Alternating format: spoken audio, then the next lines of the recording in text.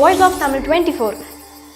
KPY Bala குறித்து பலருக்கும் தெரியும். இன்னும் சொல்லப்போனால் தொலைக்காட்சி பார்க்காத மக்களுக்கு கூட அவரை தெரியும்.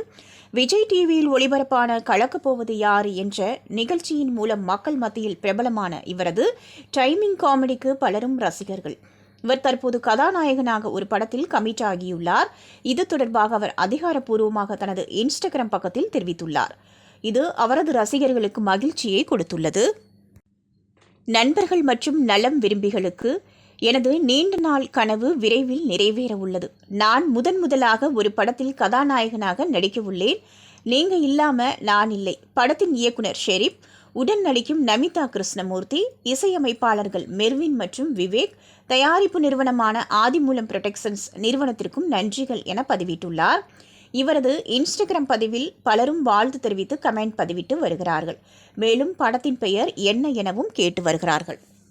நீங்க பார்த்துட்டு இருக்கிறது voice of Tamil 24. Like, share and subscribe.